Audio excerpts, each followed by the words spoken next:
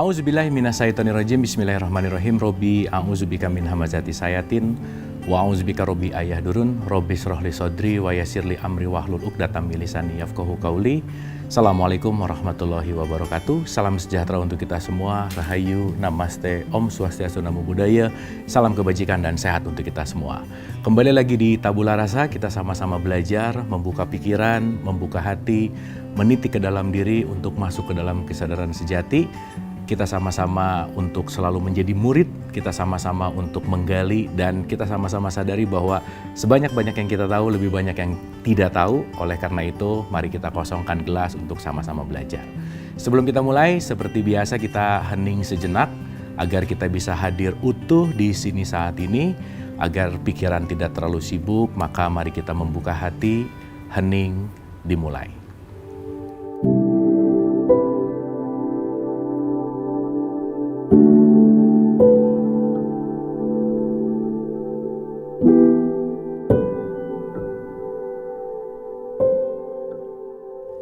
Selesai. Terima kasih. Semoga kita sudah ada di halaman yang sama, frekuensi yang sama untuk sama-sama belajar. Dan kita akan melanjutkan pembelajaran kita. Hari ini kita akan berbicara tentang syahadat, di mana siapapun yang terlahir ke semesta ini pasti mengalami syahadat. Dalam perspektif yang lebih kecil atau lebih sempit, kata syahadat ini sangat erat dengan rukun Islam, di mana rukun Islam yang nomor 1 adalah syahadat. Maka syahadat ini sangat erat dengan agama Islam. Tetapi ketika nanti kita sadari, bahkan Al-Quran mengatakan di surat 7 ayat 172 bahwa kita semua sebagai manusia yang terlahir itu tidak mungkin tanpa mengalami yang namanya bersyahadat. Dan mungkin kita harus lebih menyadari esensi dari syahadat ini bukan hanya ucapan, bukan hanya kata-kata. Pertemuan-pertemuan sebelumnya diulang-ulang bahkan bahwa ketika hanya mengucapkan, kalau itu pun adalah syarat mengucapkan bersyahadat itu dalam ucapan, bagaimana orang yang tidak bisa berbicara? Karena syahadat bukan ucapan, tetapi syahadat adalah penyaksian. Menyaksikan apa? Mari kita bahas. Di surat 7 ayat 172 di dalam Al-Quran, itu ada kata-kata yang sangat menarik, dan ini menjadi inti dan esensi dari kata-kata syahadat itu sendiri. Kita mengambil kata bahwa syahadat itu memiliki makna bersaksi. Ketika kita mengatakan bersaksi, itu tidak mungkin kalau kita tidak menyaksikan gitu. Mengingat satu statement dari Nabi Muhammad, awaluddin ma'rifatullah. Awal kita memiliki kesadaran atau awal kita beragama, katakanlah, itu adalah mengenal. Pertanyaannya, gimana mau mengenal kalau kita tidak menyaksikan? Siapapun yang menyaksikan ini bisa mengenal saya karena pernah menyaksikan saya. Jadi kenal sama saya. Meskipun sebatas kita tatap layar gitu, tetapi setidaknya tahu kalau ini adalah Abu Marlo. Kenapa? Karena menyaksikan. Dan siapapun yang sedang menyaksikan ini, kita sedang melakukan interaksi, maka yang menyaksikan ini baru bisa mengatakan aku sudah menyaksikan tabula rasa. Tapi bagi yang tidak menyaksikan tayangan ini, nggak bisa bilang dong, aku menyaksikan tabula rasa. Gimana?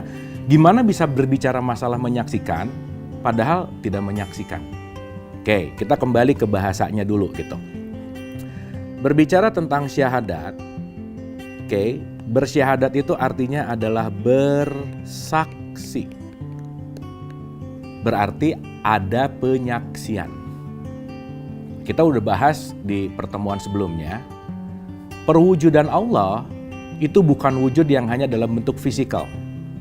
Cipta itu bukan dari tidak ada menjadi ada, tetapi dari sesuatu dia berejawantah, mengejawantahkan, memercikan. Masih ingat analogi gelas gitu ya? Di mana gelas yang jatuh, dia akan menjadi berkeping-keping, setiap kepingannya adalah bagian dari gelas. Berarti semua semesta ini adalah kepingan-kepingan dia, kepingan-kepingan Allah gitu intinya.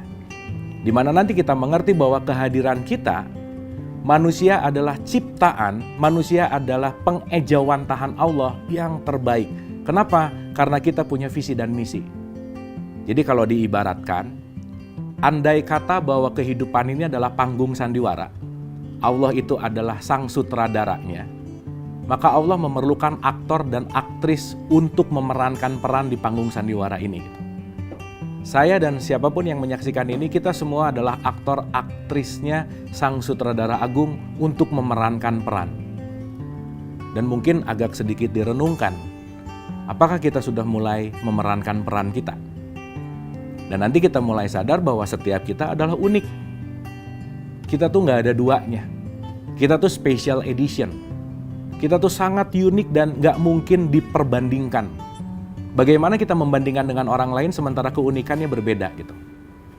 Oleh karena itu kalau kita melihat dalam tanda petik penyakit mental akhir-akhir ini, di mana ada stres, depresi, anxiety, apapun penamaannya. Ketika seseorang bisa masuk stres depresi, itu salah satu faktornya adalah pengen mencuri castingnya orang lain. Selalu membuat dirinya ingin seperti orang lain. Berarti dia tidak kembali kepada fitrahnya. Dia tidak kembali kepada perannya. Dan bahkan hari ini mungkin belum menemukan atau bahkan belum mengetahui peran saya di semesta ini apa sih, itu intinya. Ya, kita bahas pelan-pelan, kita masuk, dan sekali lagi jangan lupa bahwa apapun yang kita bahas, mari kita kontemplasikan untuk diri kita. Karena pembelajaran ini bukan untuk orang lain, tapi untuk diri kita. Oke, kita kembali ke Al-Quran. Di dalam Al-Quran dikatakan ada kata-kata ingatlah. Di surat 7 ayat 172 itu ada kata-kata ingatlah. Berarti kalau Al-Quran mengatakan ingatlah, berarti ada satu memori. Innalillahi wa inna ilaihi roji'un. Kita datang dari sumber yang sama dan kita akan kembali. Saya dan siapapun yang menonton, kita ini sumbernya datangnya dari tempat yang sama. Dan seharusnya kita ini memiliki memori tentang sumber itu gitu. Tetapi nanti kita mengerti karena mungkin dari lahir kita sudah melihat segala sesuatunya adalah fisik dan kita melupakan kesejatian kita. Maka saya ulang lagi, hidup ini sebetulnya research. Re itu ulang, search itu mencari. Berarti mencari ulang. Berarti perjalanan hidup adalah perjalanan kembali kepada syahadat awal kita sebagai manusia, perjanjian awal kita sebagai manusia, kembali menemukan kesejatian siapa dirimu yang paling esensial. Siapa diri kita yang paling esensial? Syahadat itu seperti apa? Kita akan bahas sesaat lagi.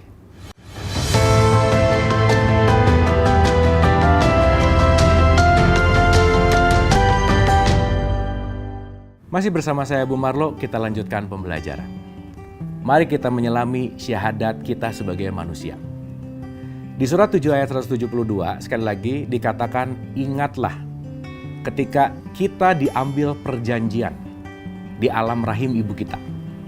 Di mana kita semua dalam tanda petik pernah melakukan atau pernah membuat satu perjanjian kepada Allah.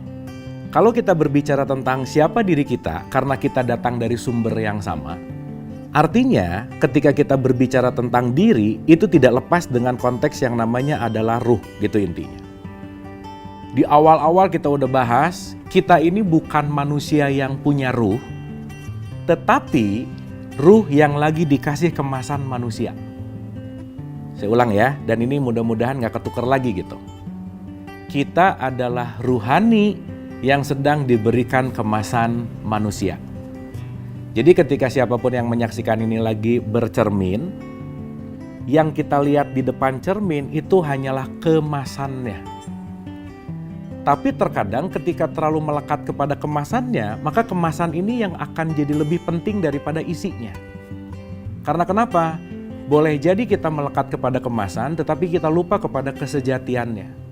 Dan nanti kita akan mengerti bahwa itulah kehebatan manusia dari makhluk yang lain, karena kita dikasih pilihan. Saya kasih contoh sederhana supaya kita bisa menganalogikan ini lebih luas lagi. Pernahkah kita mendengar ada matahari sehari aja itu telat untuk terbit atau terbenam? Nggak pernah ada. Bisa dibayangkan kalau matahari dikasih keinginan seperti kita, dikasih nafsu seperti kita, sehari aja dia lagi agak malas untuk keluar, itu repot bagi kita semua, udah pasti deh. Maka matahari tidak pernah menunda keinginan Allah, tidak pernah mempercepat keinginan Allah, 100% pasti taat kepada Allah. Nah kadang kita lupa ketika ditanya, siapa makhluk Allah yang paling mulia dan sempurna, kita langsung jawab manusia aja. Tapi dalam urusan penyembahan, dalam urusan ibadah, matahari itu bukan hampir lagi ya, matahari itu tidak pernah melanggar ketetapannya Allah, gitu intinya. Pertanyaannya adalah, apakah kita selalu mengikuti ketetapannya? Enggak. Berarti pertanyaannya, lebih mulia mana sih antara kita dengan matahari? Kalau dilihat sepintas, matahari mungkin lebih mulia dalam penyembahan. Tapi jangan lupa, karena matahari tidak diberikan pilihan. Yang diberikan pilihan hanyalah kita sebagai manusia. Maka kita punya pilihan, itu bisa memilih dua hal. Memilih menjalankan peran, atau justru malah memilih meninggalkan peran.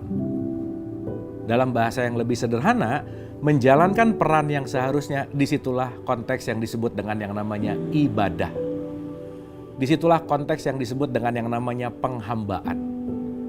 Karena hari ini kadang-kadang begitu dengar kata ibadah, ini kita cerita dalam tradisi Islam gitu misalnya. Saya banyak sekali bertanya, begitu saya tanya, kalau dengar kata ibadah apa sih yang pertama pop up dari pikiran? Rata-rata jawabnya langsung sholat gitu.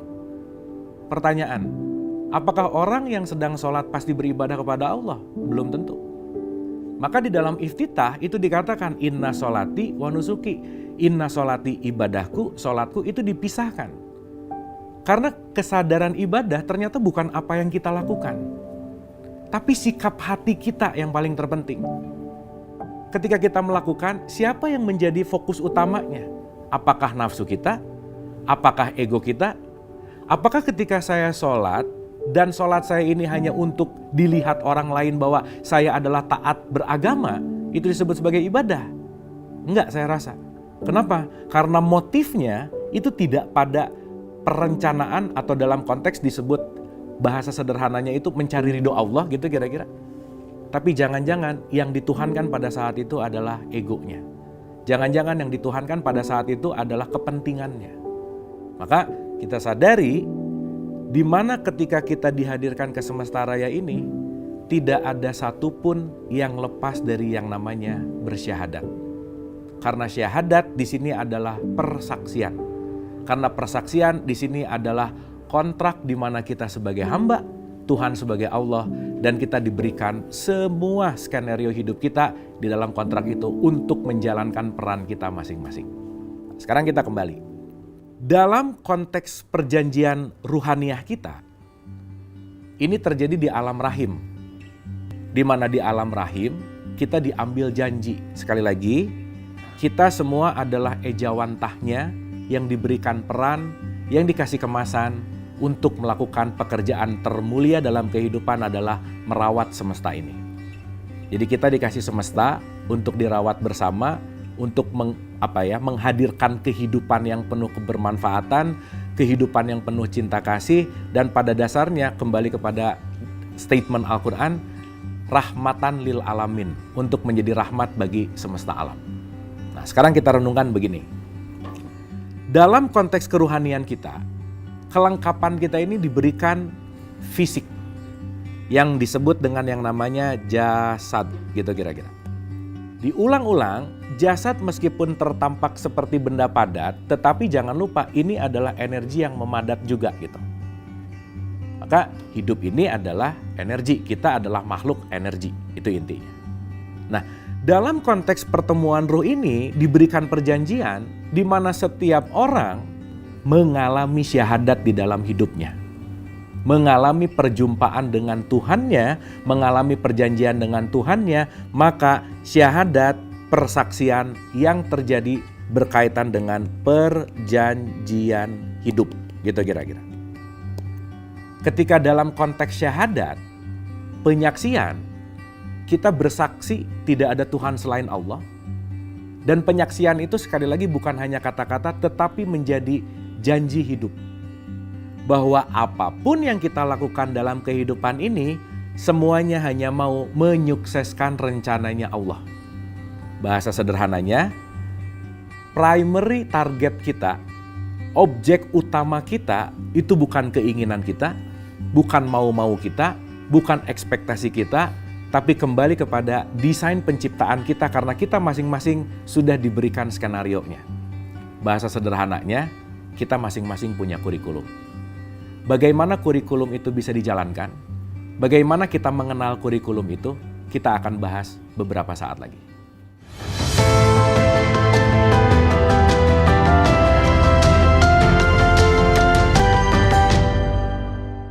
Masih bersama saya Bu Marlo, mari kita lanjutkan pembelajaran.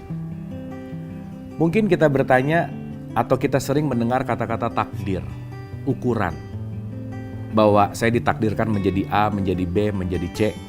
Atau mungkin hari ini kita sedikit tidak nyaman dengan apa yang terjadi pada hidup kita. Entah itu profesi, entah itu pekerjaan atau apapun. Tapi disadari atau tidak, kita semua sudah didesain memiliki keunikan untuk menjalankan perannya masing-masing. Maka dalam bahasa sederhananya, kita ini dikasih passion. Kita ini diberikan interest.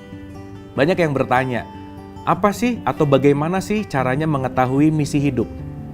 Hal yang paling sederhana adalah, tanyakanlah apakah aku mulai mengerjakan apa yang aku suka saat ini. Karena begitu kita mulai menyatu dengan kurikulumnya Allah, begitu kita mulai menyatu dengan perencanaannya Allah, kita akan melakukannya dengan sangat sukacita.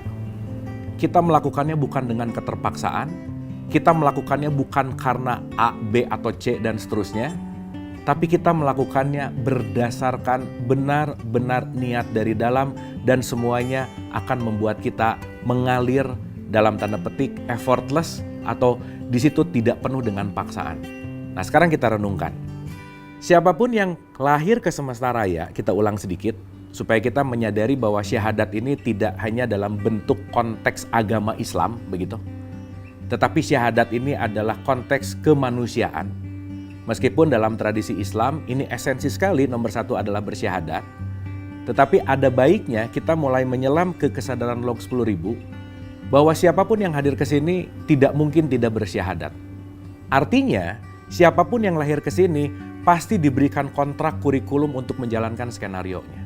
Maka mudah-mudahan semua pembelajaran hidup kita sampai saat ini itu adalah pembelajaran hidup untuk selalu meniti, mengetahui skenario saya untuk apa, kurikulum saya mau kemana, sehingga kita bisa benar-benar bersyukur terhadap hidup ini, menjalankannya penuh dengan kasih sayang, dan apapun yang kita lakukan, outputnya adalah kebermanfaatan. Karena sekali lagi, ketika kita menjadi ejawantahnya Allah yang 100%, berarti kita mewarisi sifat Allah yang sangat luar biasa, yang sering di sholat kita selalu ucapkan ulang-ulang, Bismillahirrohmanirrohim, yang penuh dengan kasih dan sayang. Oke, kita masuk ke dalam syahadat di alam rahim. Kalau kita berbicara tentang surat 7 ayat 172 tadi, dan ingatlah ketika kita diambil janji. Jadi sadarilah, semua yang hadir ke semesta raya ini sudah dibekali skenario terbaiknya. Di mana setiap langkah kita sebetulnya adalah belajar untuk mengenali skenarionya. Maka fokus utama dalam hidup itu adalah pengenalan diri. Ini diulang-ulang. Saya selalu mengulang-ulang juga, dan ini mudah-mudahan pengulangan yang tidak membosankan. Setiap kita sebagai manusia itu nggak pernah punya masalah dengan apapun dan siapapun kecuali sama egonya. Dan ego itu ada di dalam. Jadi semua problem hidup itu jangan cari jalan keluar, tapi ke dalam dulu. Sekarang orang berbicara move on, bagus. Tapi kalau dia belum move in, terus dia move on, dia akan berjalan justru malah keluar dari skenarionya. Dan bahasa yang paling sederhana untuk skenario ini adalah mungkin kita bisa dengar dengan kata passion, saya ulang. Apakah kita sudah mengenali passion kita gitu? Atau mungkin sedikit agak belok gitu ya. Beragama tuh kadang-kadang sekarang not based on passion, tapi fashion gitu. Jangan-jangan tampilannya aja agamis gitu misalkan. Tapi tidak menjadi passion dalam sebuah kesadaran gitu. Maka begitu kalimat syahadat ini menjadi penting, bahkan ini diberikan satu rating, kalau bicara rating bahwa nomor satunya adalah syahadat baru sholat, bahwa bersaksi itu bukan hanya membunyikan, tetapi bahwa menyaksikan Allah tidak pernah ada di mana-mana kecuali ada di dalam diri kita. Nah, kalau begitu kita kembali kepada skenario nih. Siapapun kita, siapapun yang sedang menyaksikan ini, sadarilah kita tidak pernah punya peran yang sama dalam kehidupan. Masing-masing punya peran yang berbeda, masing-masing punya kebermanfaatan yang berbeda, dengan tujuan akhir adalah bagaimana kita merawat semesta raya ini dengan sangat baik. Dan tujuan akhir yang paling final adalah ilaihi rojiun. Jadi di sini mau menggambarkan, paling penting adalah mari kita hanya fokus kepada proses, bukan kepada hasilnya. Karena inti dari kehidupan adalah terus berproses meniti ke dalam, mengenal diri, tahu skenario, sampai pada akhirnya semakin mengenal diri, pada akhirnya di situ kita akan masuk kepada puncak pengenalan kepada Allah itu sendiri. Artinya, diulang-ulang lagi, mudah-mudahan kita tidak asing lagi nih. Karena boleh jadi setiap hari mengucapkan Allahu Akbar. Setiap hari kita mengucapkan nama-nama Tuhan gitu misalkan. Tapi itu hanya bunyi gitu. Itu hanya baru diucapkan. Tapi tidak direalisasikan gitu. Karena mau tidak mau, suka tidak suka, bahan baku kita adalah ruhani yang kita sedang diberikan jasad, di mana setiap perjalanan ini kita sedang mau meniti ke dalam untuk mengenal skenario kita, mengenal bahwa kita ini adalah ruhani yang pada akhirnya adalah mengenal bahwa Allah tidak pernah ada di mana-mana kecuali ada di dalam dan kita tidak pernah terpisah dengan Dia. Nah, dalam skenario ini, siapapun yang dilahirkan itu sudah ada perjalanan A sampai Z gitu.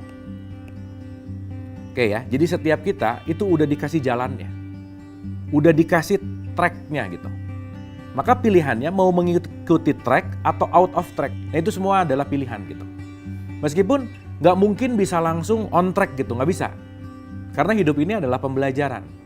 Maka setiap saat itu adalah kembali ke track lagi. Karena nanti dalam hidup itu banyak sekali dalam tanda petik godaan-godaan kita untuk keluar track. Maka nanti setelah syahadat itu ada sholat. Di mana setiap sholat pasti ada kata-kata ihdina sirotol mustaqim. Tunjuki jalan yang lurus. Berarti orang yang sholat adalah orang yang sadar kalau dirinya itu belum lurus. Kalau belum lurus berarti dia terus mau meluruskan diri gitu. Maka emang agak aneh sih kalau kita emang rajin sholat gitu, tapi membengkok-bengkokkan atau menyalah-nyalahkan atau mengkafir-kafirkan atau apapun lah menjelekkan orang lain. Karena kenapa? Justru esensi dari sholat itu sendiri adalah sadar kalau saya ini belum lurus gitu intinya. Lurus kemana? Lurus kepada agenda skenarionya Allah yang kita selalu cari dalam langkah demi langkah kehidupan kita. Semoga syahadat ini menjadi satu kesadaran bukan hanya ucapan, tapi mengembalikan kita menuju kepada passion untuk menyadari bahwa kita tidak pernah jauh dari Allah. Nabi Muhammad selalu mengatakan istafti qalbak, kembalilah ke hatimu, karena Allah tidak pernah jauh dari diri kita. Allah lebih dekat kepada kita dari urat lehernya. Terima kasih, semoga bermanfaat. Wabillahi taufiq wal hidayah. Assalamualaikum warahmatullahi wabarakatuh.